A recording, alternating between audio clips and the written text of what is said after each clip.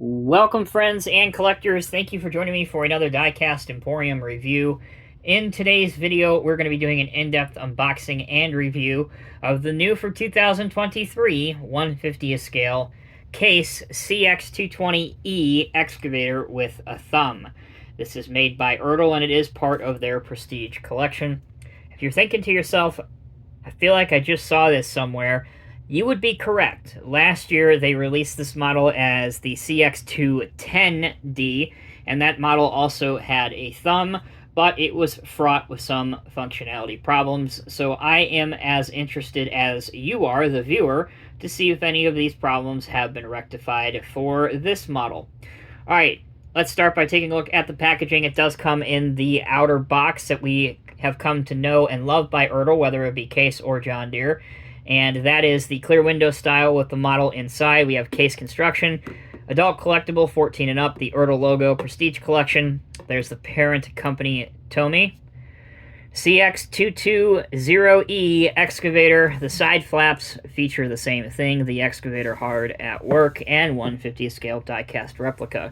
Back of the box, same thing, third verse. The same picture of the excavator hard at work, and finally the bottom of the box.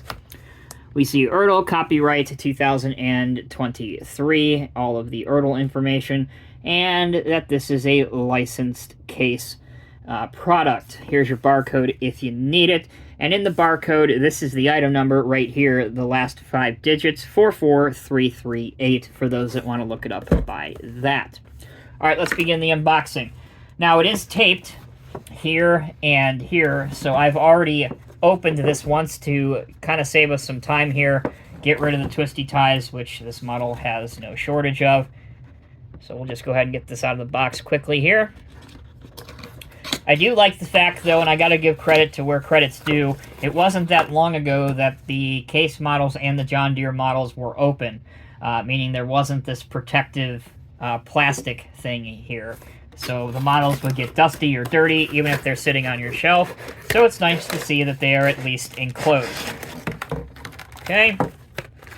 Here's our model. Like I said, I've already gotten rid of the twist ties, which one would be there, for example. And there are some track protection pieces here that protect the track links from separating during shipping. Once you've done that, the model is complete out of the box with no assembly required. All right, let's go into some of the details and decals on this model. First up, decals, we can see CX220E. I do like the side venting here. That's done by a decal that is not perforated or see-through. Case and some lights on the back, a camera, your exhaust. The handrails are one of the negative aspects of this model, in my opinion. Not only are they plastic and flimsy, but they appear to be, at least to my eye, way too oversized and perhaps should go on a diet sometime soon. But, to be fair, shouldn't we all? Continuing, we have the case logo. Unfortunately, the rivets are still present on the right side of ERTL excavators that we have seen for years, and perhaps even worse than that are the large silver rivet heads on the bucket and the thumb cylinders, which stand out like a sore thumb. Positive detail is the hydraulic lines, which you can see here, that power the auxiliary attachment. In this case, it's a thumb. Front of the machine, we can see it does have a cab protector on it, which is actually nice. It is plastic, though, but at least it adds some detail to it. Another aspect that I wish would be improved is the horrendous-looking tracks, again, with the highlights for the silver connection pins, which, again, just stand out like a sore thumb. For those interested in what the underside of the machine looks like, there you go. There is some printing, which basically reads Made in China, the item number, and again, the fact that it's a licensed case product. Okay, that's most of the details and decals. We'll pause one last time, and when we come back, we'll put the excavator through its paces and test out the functionality. We begin the functionality chapter by seeing if the excavator will move on a smooth surface, such as the review table. That answer is a big, huge no. However, picking the excavator up, you can see how loose the tracks are. So loose, in fact, that maybe if you take a couple links out, perhaps it would fit a lot better. But at least they will move in either direction if you move them by hand. But again, because of the design of the track frames, it really just detracts from the overall look of this model, especially once you hear in a minute what these models are priced at. Okay, 360-degree rotation is no problem. Moving on to the boomstick, bucket, and thumb functionality. Your boom will go up to here. However, as you can see, mine is trying to not stay in position and push its way forward.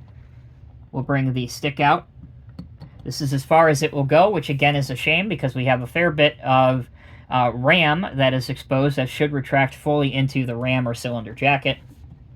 Okay, how about our bucket that curls out? That's not bad. Again, it could be improved, but that's passable in my opinion. Lower end of things is where this model suffers the exact same fate as the 210 version last year. That is the extent of its digging depth, and you can see the vast amount of cylinder that is still left exposed, which again should fully retract. But as I showed you, I am going as hard as I can pushing this thing down, and the stopper is preventing it from going down even further. Now, you could file these down, but you know me, I don't like to modify these models at all, but just know that that option is out there. Okay, finishing up the posing, bucket will curl in to here, which again should be improved quite a bit. Let's now see the functionality of the thumb. Here is where it's fully retracted out, as you can see.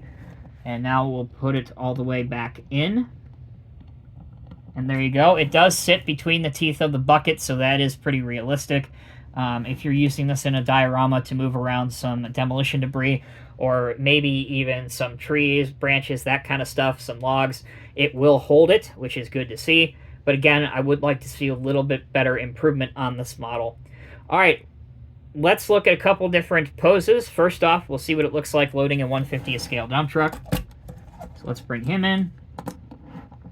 So there you go. We'll retract our thumb all the way back out. So that's what it would look like loading a 150th scale dump truck, which isn't bad, especially if you display the machine on the left side versus the right side with all the rivets.